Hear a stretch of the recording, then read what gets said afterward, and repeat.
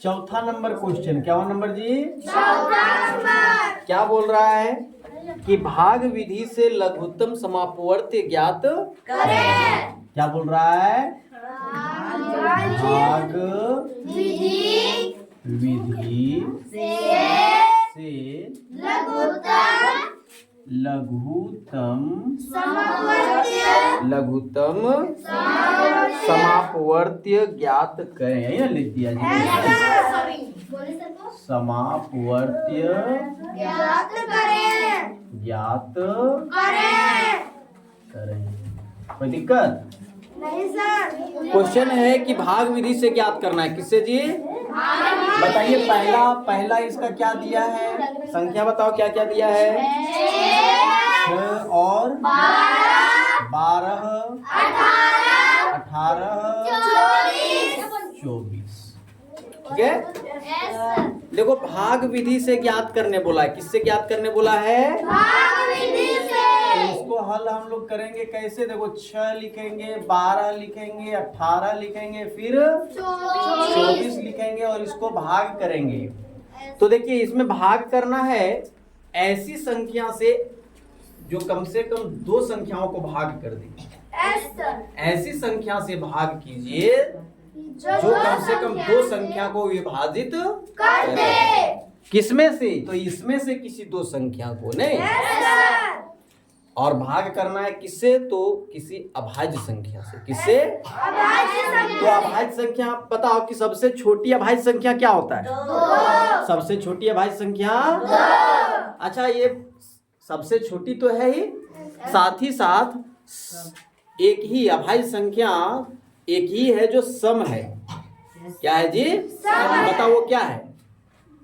सम संख्या होना चाहिए और अभाज्य भी होना चाहिए। बताओ। 2 है। वो क्या है? वेरी गुड, ताली बजाओ उसके लिए। देखिए जी, जितने भी सम संख्याएं हैं, जितनी भी सम संख्याएं हैं, सारे के सारे भाज्य है। क्या है जी? भाज्य है। लेकिन केवल 2। कितना? 2 एक ऐसी सम संख्या है जो अभाज्य होगा। क्या होगा? अभाज्य। बोल सर अभाज्य कैसे होगा? ये तो हम बताए थे पहले, भाज्य अभाज्य चैप्टर जब हम लोग पढ़ रहे थे उस समय बताए थे। क्योंकि देखिए अभाज्य संख्या किसको कहते हैं? जो केवल जिसका केवल 2 ही अपवर्त्य हो। कौन कौन? एक अपने आप और एक पहला क्या होना चाहिए? 1 होना चाहिए और दूसरा क्या होना चाहिए? स्वयं। जो भी संख्या हो स्वयं, उसके अलावा किसी तीसरी संख्या से भाग नहीं लगना चाहिए, तो वो अभाज्य संख्या होगा। क्या होगा? जैसे 2 है, हमने बोला कि 2 है नहीं, तो 2 किससे किससे भाग लगता है बाबू? 1 से और एक 2 यानी अपने आप से। और किसी से लगता है क्या? तो 2 हमारा अभाज्य संख्या होगा। क्या होगा? 3 है तो 3 किससे लगेगा? 1 से और अपने आप से। और किसी से लगेगा क्या? तो ये भी मेरा क्या हो जाएगा? अभाज्य संख्या होगा। क्या होगा? लेकिन 4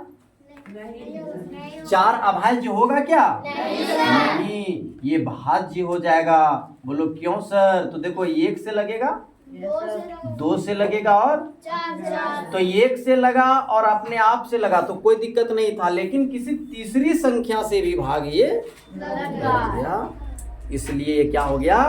भाज्य संख्या हो गया। क्या हो गया जी? बोलो कोई दिक्कत है क्या? नहीं सर। समझ में आया?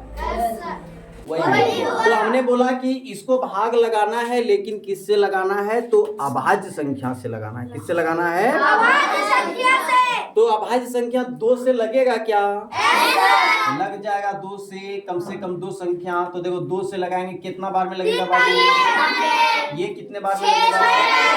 ये कितने बार में? और ये 12 बार में। Very good. अब देखो फिर से लगेगा 2 से क्या? लग जाएगा तो लगा देते हैं। 3 लगेगा क्या? नहीं लगेगा, उसको ज्यों का त्यों लिख देंगे। 6 लगेगा क्या? कितने बार में? 3 बार में। 9 लगेगा क्या? 9 का 9। 12 लगेगा क्या? कितने बार में? 6 बार में। अब 2 से लगेगा क्या? नहीं सर। लगता है केवल 1 भाग तो लग जा रहा है लेकिन एक संख्या लग रहा है, वो 6 है। क्या है? तो हमको एक संख्या लगाने से कोई फायदा होने वाला नहीं लगाना है। आप लगाएंगे पहले 2 संख्या वाला, जो कम से कम 2 संख्याओं को विभाजित कर दे। नहीं तो वो है 3। क्या है?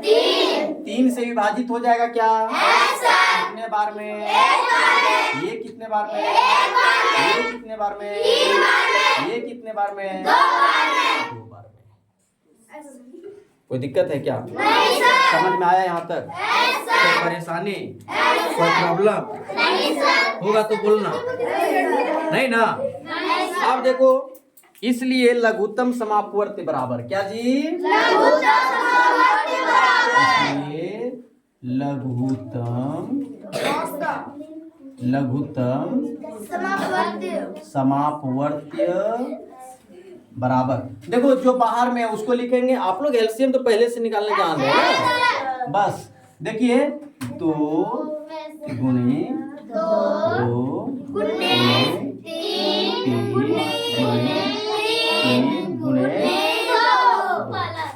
1 लिखने की आवश्यकता है क्या? क्योंकि 1 से किसी भी संख्या को गुना करेंगे तो वही संख्या प्राप्त होगा। नहीं कोई फायदा नहीं है, उसको छोड़ो। चलिए तो 2 दूना 4 तिये 12 तिये 36 और 36 दूना 72। कितना हो गया जी? बोलो, समझ में आया? कोई दिक्कत?